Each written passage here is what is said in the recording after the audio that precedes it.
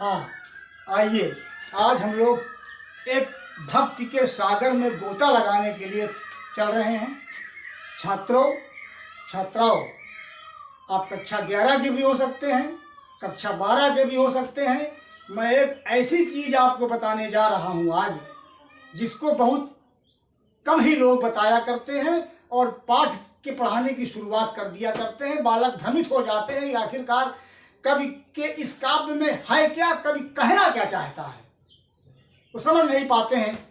तो विशेष रूप से कक्षा 11 के लिए आज हम जो विषय उठाने जा रहे हैं उसका सीधा संबंध आपके हिंदी का जो काव्य खंड है और उसका जो प्रथम कवि के रूप में संकलन हुआ है कबीरदास का, उसका सीधा संबंध आपके पुस्तक से इस प्रकरण का है। कहने का मतलब ये है कि आज हम बात करने जा रहे हैं भक्ति निरूपण। ये भक्ति निरूपण आप हाई स्कूल में पढ़ चुके हैं, कबीर भी पढ़े 9th में, सूर तुलसी पढ़े 10th में, लेकिन संभवतः इतनी गहराई तक आप न गए होंगे। हम आज आपको ले चल रहे हैं इन्हीं कवियों की गहराई में।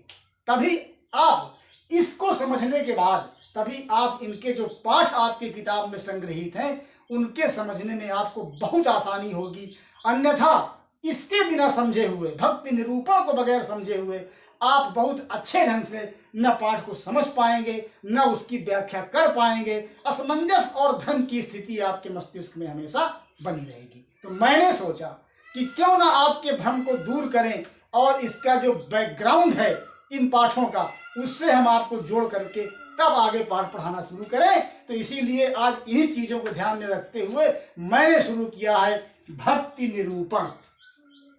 बच्चों, भक्ति हर आदमी करता है, लेकिन सबकी भक्ति करने का ढंग अलग अलग हुआ करता है। इसी विषय पर हम चर्चा करने जा रहे हैं। कोई आदमी किसी देवता को मानता है, सबकी अलग अलग भक्ति होती है, लेकिन जरूर 1-2% ही नास्तिक होंगे जो किसी भगवान को न मानते होंगे, लेकिन ज्यादातर बहुसंख्यक समुदाय जो है वो किसी न किसी इष्ट देव को अपनी भक्ति करता है और अपना आराध्य मान करके अपने कार्यों की शुरुआत करता है। तो अब यहां पर आप देखिए, भक्ति के 2 रूप होते हैं। ये एक है निर्गुण और एक है सगुण। आपने इसका नाम सुना होगा, हाई स्कूल में आपके गुरुदेव ने बताया होगा, निर्गुण और सगुण के विषय में बताया होगा, लेकिन मैं आज इसको और क्लियर कर रहा हूं आपके सामने। देखिए, निर्गुण भक्ति को एक दूसरा नाम भी होता है निराकार।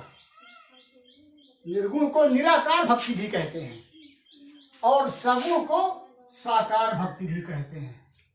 चाहे आप सगुण कह लीजिए, चाहे साकार कह लीजिए, चाहे निर्गुण कह लीजिए, चाहे निराकार कह लीजिए। तो बच्चों, भक्ति के 2 रूप होते हैं या भक्ति के 2 प्रकार होते हैं। पहला है निर्गुण और दूसरा है सगुण।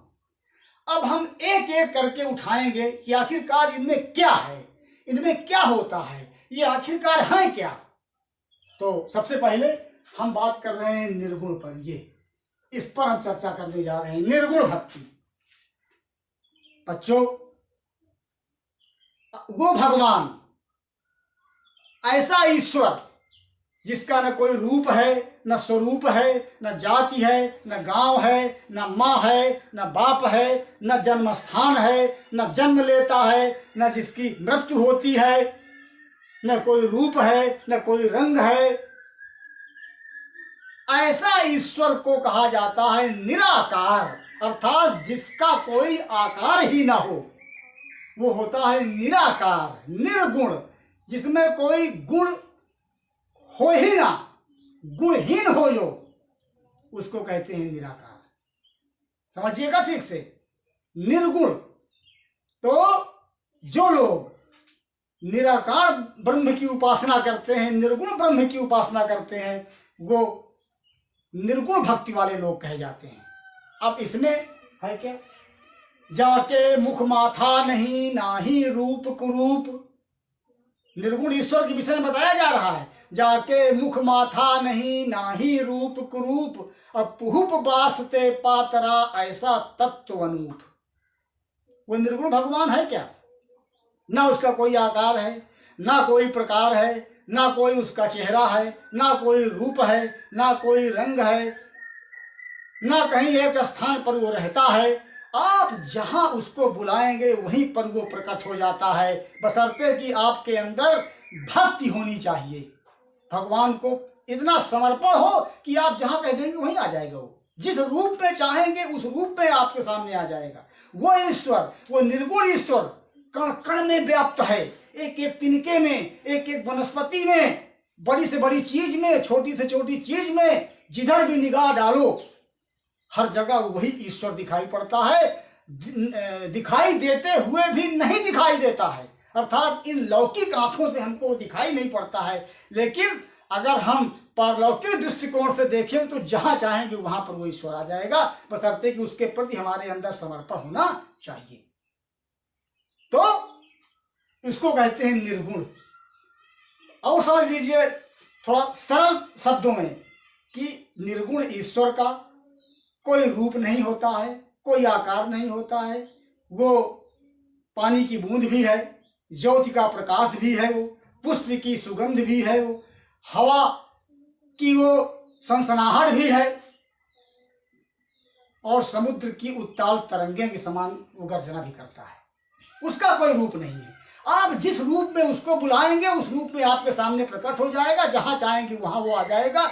ना वो मंदिर में रहता है, ना वो मस्जिद में रहता है, ना वो काशी में रहता है, और ना वो काबा में रहता है। वो कहाँ रहता है?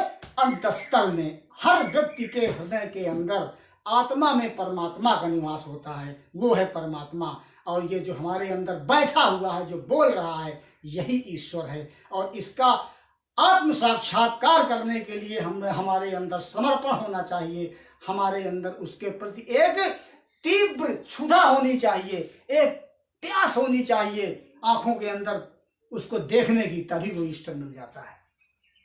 वो समर्पण मांगता है केवल, बस। तो आपका पाठ जब शुरू होगा कबीरदास, इसमें कबीरदास जी ने इसी भक्ति का निरूपण किया है, निर्गुण भक्ति का। और उनके काव्य में बार बार या बहुत बार राम शब्द आता है। राम राम राम, राम नाम के पड़तरे देवै गो कछुनाई। राम शब्द बहुत बार आया है। लड़के भ्रमित हो जाते हैं कि ये राम कौन है। वही राम तो नहीं है अयोध्या वाले, दशरथ के पुत्र जिनको 14 साल का वनवास हुआ था, क्या ये वही राम है? अगर ये वही राम है तो फिर ये निर्गुण कहाँ है? ये तो दिखाई पड़ते हैं, चलते हैं, गांव है, बस्ती है, घर है, माता है, पिता है, वो राम है। लेकिन मैं बता दे रहा हूँ, राम राम रामेति रामेति रामे रामो मनोरमे सहस्त्र नाम तत्तुल्यम राम नाम वरानने। जो कण कण में रमा हुआ है, राम का मतलब रमा हुआ है, जो एक एक वनस्पति में, एक एक तिनके में, एक एक कण में, मिट्टी की एक एक कण में जो व्याप्त है, जो रमा हुआ है, उसी को कबीरदास जी ने कहा है राम। और वही है निर्गुण, उसका कोई रूप नहीं है, उसका कोई स्वरूप नहीं है। तो भ्रमित मत होइएगा, कबीरदास के जो राम शब्द आया है काव्य में, वो रमा हुआ है, जो हर जगह हर चीज में व्याप्त है, जो उसी के नाम पर उन्होंने अपने ईश्वर का नाम रखा है राम। बाकी वो दशरथ वाले राम नहीं है, ये बात दिमाग में बिल्कुल बैठा लीजिएगा। तो वही है निर्गुण। तो अब हम चल रहे हैं निर्गुण भक्ति के विषय में, तो बात हो ही रही। इसके दो मार्ग हैं, दो शाखाएं निकली हैं। निर्गुण में भी दो तरह के मतांतर हैं। इसमें भक्तों का दो समूह हैं, है दोनों निर्गुणवादी, लेकिन दोनों के ईश्वर को मानने का ढंग अलग अलग है। अब आ जाइए, निर्गुण में एक शाखा निकली ज्ञानाश्रयी शाखा, और दूसरी निकली प्रेमाश्रयी शाखा। इसको ज्ञान मार्ग की शाखा भी कहते हैं, इसको प्रेम मार्ग की शाखा भी कहते हैं। अब इसको जरा समझो बच्चों, इसमें है क्या? ज्ञान आश्रयी शाखा। इस शाखा के मानने वाले संत कवियों का विचार यह है कि ज्ञान के द्वारा, ज्ञान आश्रयी का मतलब होता है ज्ञान का आश्रय लेकर के, ज्ञान का सहारा लेकर के हम भगवान के दर्शन कर सकते हैं, हम उस निराकार के दर्शन कर सकते हैं। ज्ञान कैसा ज्ञान? किताबी ज्ञान नहीं, विषय का ज्ञान नहीं, आत्मज्ञान। कैसा ज्ञान? आत्मज्ञान। जब हमारे अंदर आत्मज्ञान पैदा हो जाएगा संसार के विषय में, ईश्वर के विषय में, जब आत्मज्ञान पैदा हो जाएगा तो भगवान हमको मिल जाएंगे। तो इस शाखा के मानने वाले कवियों का कहना है कि ज्ञान का मार्ग पकड़ करके ही हम भगवान के यहाँ तक पहुँच सकते हैं, और वो ज्ञान आत्मज्ञान है। वो आत्मज्ञान मिलता किससे है? सदगुरु से। अगर सदगुरु कोई मिल गया तो वो आत्मज्ञान करवा देता है, और आत्मज्ञान के बाद भगवान का साक्षात्कार उससे हो जाता है। ये है ज्ञानाश्रयी शाखा।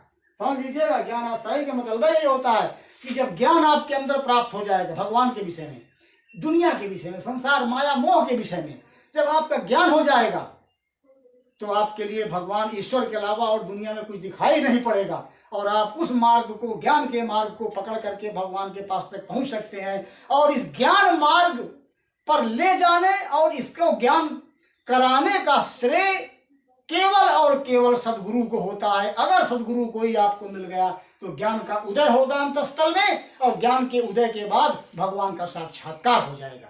बच्चों, ये है ज्ञान आश्रयी शाखा, निर्गुण भक्ति की ज्ञान आश्रयी शाखा है। इसके प्रमुख संत कवि जो हैं वो है संत कबीर दास। याद कर लीजिएगा, कबीर दास ये ज्ञान आश्रयी शाखा के प्रतिनिधि कवि माने जाते हैं, कबीर दास है। और इनके साथ तमाम बहुत से संत कवि हैं, रैदास हैं, मलूकदास हैं, दादू हैं, नानक हैं, धर्मदास हैं, लेकिन प्रमुख संत कवि ज्ञानाश्रयी शाखा के प्रवर्तक संत याद रखिएगा कौन है? कबीर दास। नाम याद कर लीजिए। आपके काव्य खंड का पहला चैप्टर यहीं से शुरू हो रहा है, मैं इसलिए बता रहा हूँ, ज्यादा फोकस दे रहा हूँ आपको कि कबीर दास को आप समझिएगा। बार बार राम शब्द उसमें आएगा, बार बार निराकार ब्रह्म की उपासना की बात उसमें आएगी, तब आप समझ नहीं पाएंगे कि आखिरकार ये क्या कह रहे हैं। इसीलिए मैं इसका निरूपण कर रहा हूँ। ज्ञानाश्रयी शाखा के प्रतिनिधि कवि है कौन है?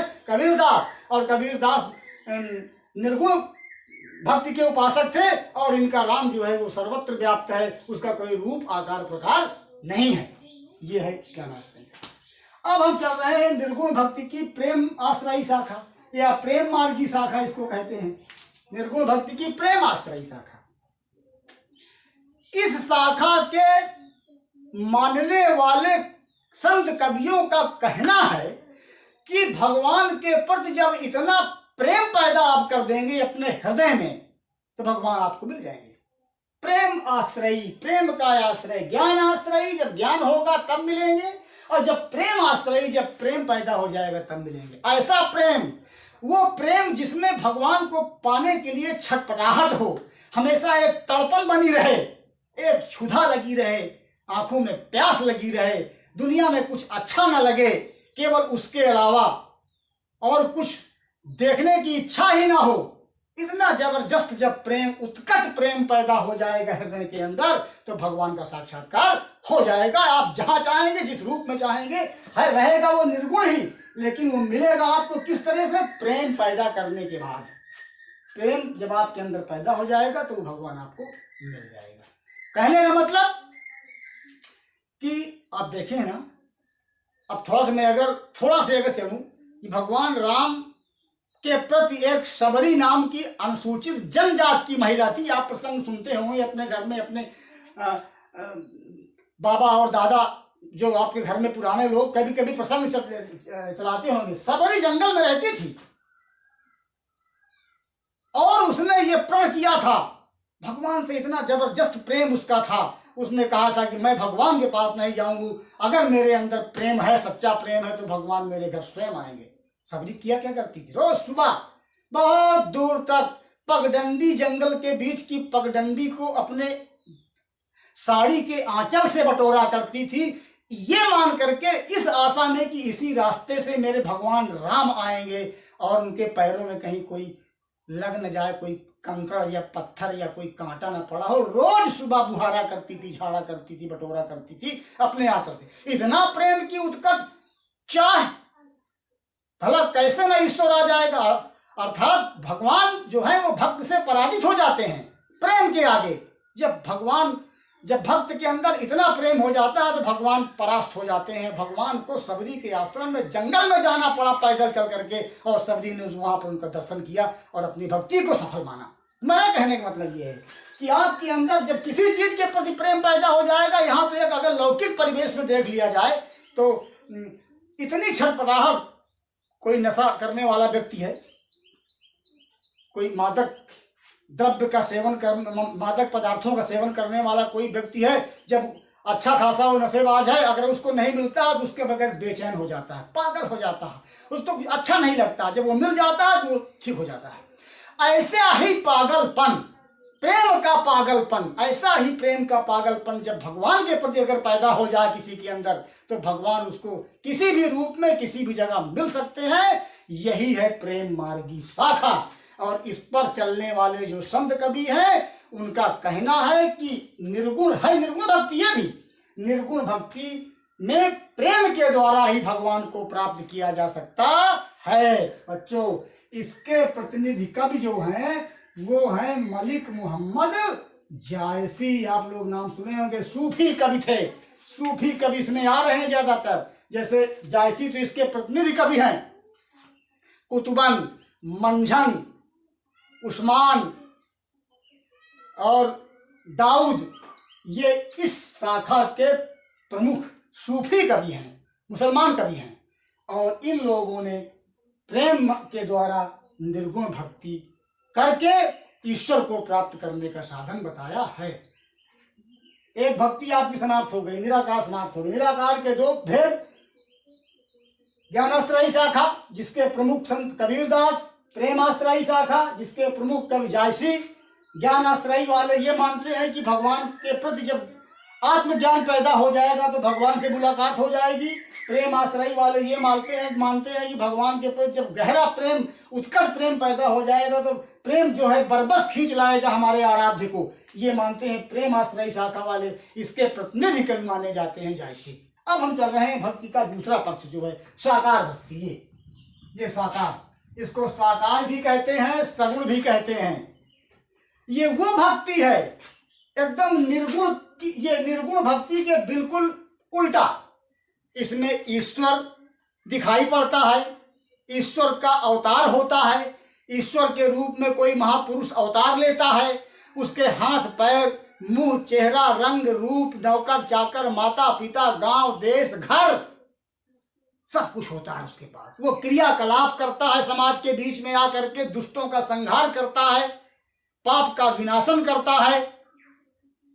परित्राणाय साधूनां विनाशाय च दुष्कृतां धर्म संस्थापनार्थाय संभवामि युगे युगे। इस पर हम आ गए, सगुण भक्ति पर आ गए। तो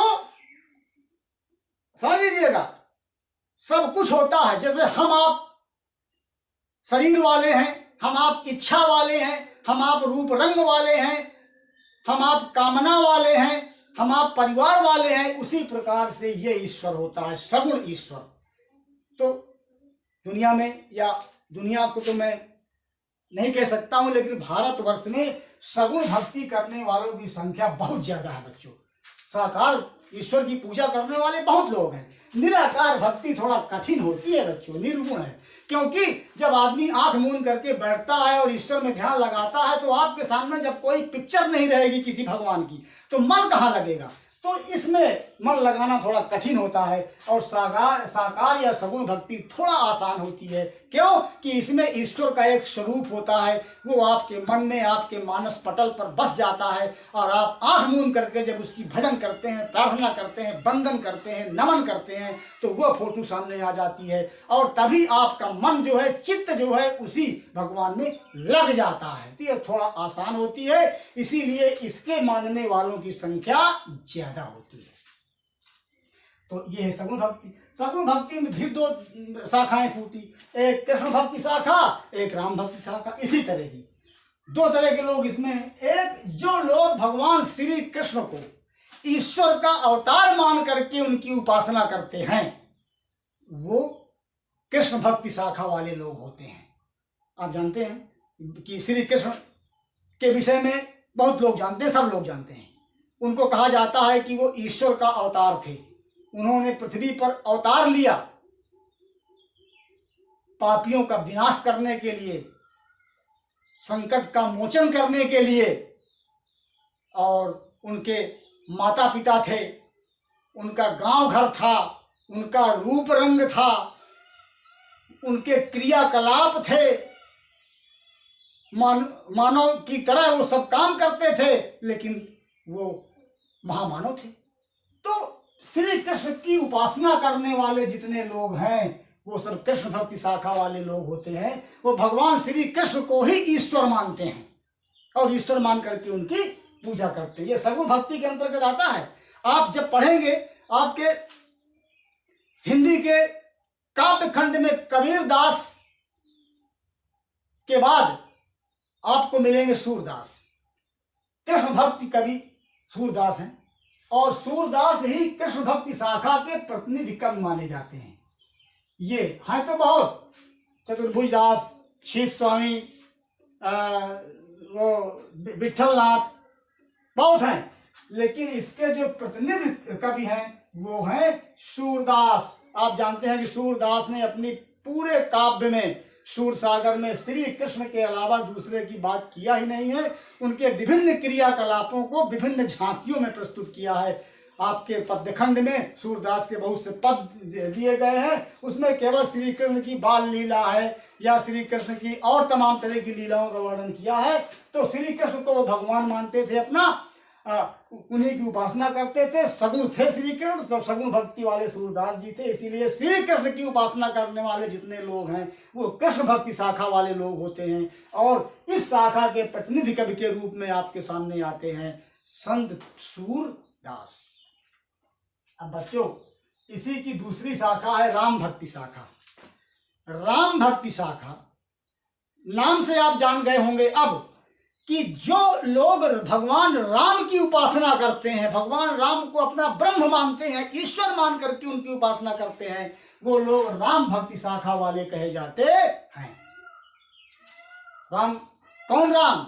वही राम, अयोध्या वाले राम, सीता वाले राम, लक्ष्मण के भाई राम, दशरथ के तने राम, 14 वर्ष में वनवास करने वाले राम, रावण का वध करने वाले राम, पूरी तरह से चलते फिरते दिखाई पड़ते, सब कुछ था, उनके गांव था, औरत थी, भाई थे, माता थे, पिता थे, युद्ध करते थे वो। लेकिन एक भक्तों का एक वर्ग ने राम को अपना आराध्य माना।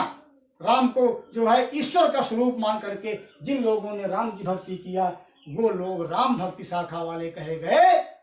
और इसके प्रतिनिधि कवि हैं तुलसीदास। हैं तो बहुत, लेकिन इसके प्रतिनिधि कवि हैं तुलसीदास। आपके पाठ्यक्रम में तुलसीदास रखे हुए हैं, आपको पढ़ना पड़ेगा। इसीलिए मैंने सोचा कि आपको इनके विषय में बता दूं।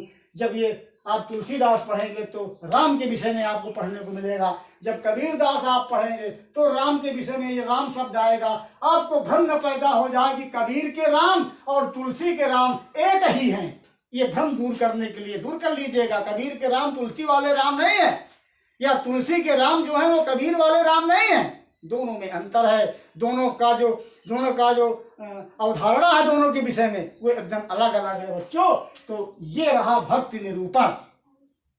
एक बार मैं बता रहा हूं कि भक्ति के 2 प्रकार होते हैं, निर्गुण सगुण।